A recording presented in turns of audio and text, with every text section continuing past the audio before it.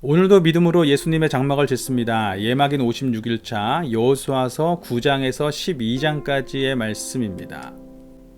신명기 7장을 보면 이스라엘 사람들은 약속의 땅에서 가나안 사람들과 조약을 맺지 말라는 경고를 받았었습니다.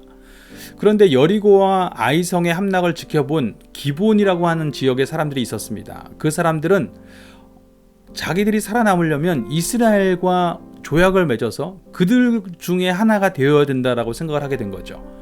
그래서 어떻게든 그들과 조약을 맺으려고 합니다. 그런데 이스라엘 사람들이 자신들과 조약을 맺지 않을 것 같으니까 마치 먼 지역에서 온 사람인 양 그 자기들을 이렇게 꾸며서 속입니다. 그리고 이스라엘과 우호 조약을 맺게 해달라고 청하죠. 안타깝게도 여호수아는 그 일에 대해서 여호와께 묻지 않고 그냥 자기가 보니까 그들이 정말 먼 지역에서 온 사람이 맞는 것 같아요. 그래서 그냥 그 조약을 받아들입니다. 그리고 나중에서야 그게 아니었음을 알게 되죠. 그러나 이미 맺은 조약이니까 어쩌지 못하죠.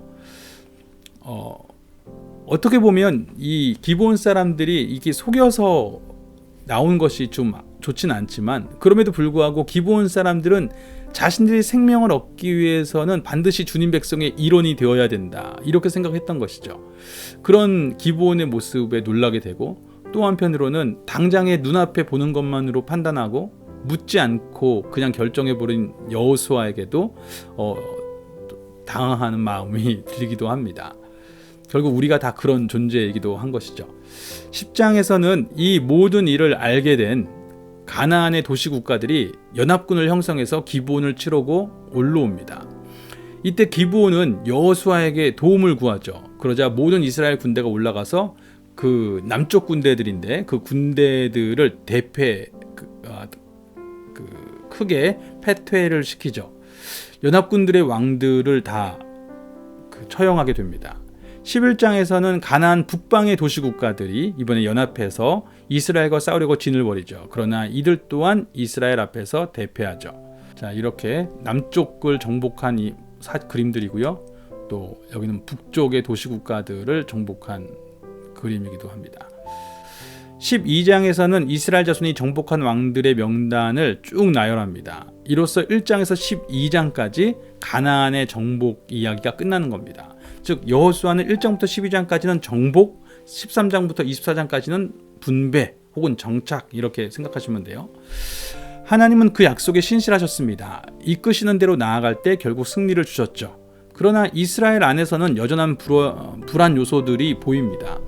특히 승리에 취했을 때, 여리고에서 승리했을 때라든지 아니면 또 아이성에서 나중에 다시 또 승리했을 때, 그들은 자신들의 그 육체의 안목으로만 판단하고 결정하는 모습을 보게 되기도 합니다. 또 자신의 탐욕을 구하는 죄를 저지르기도 합니다.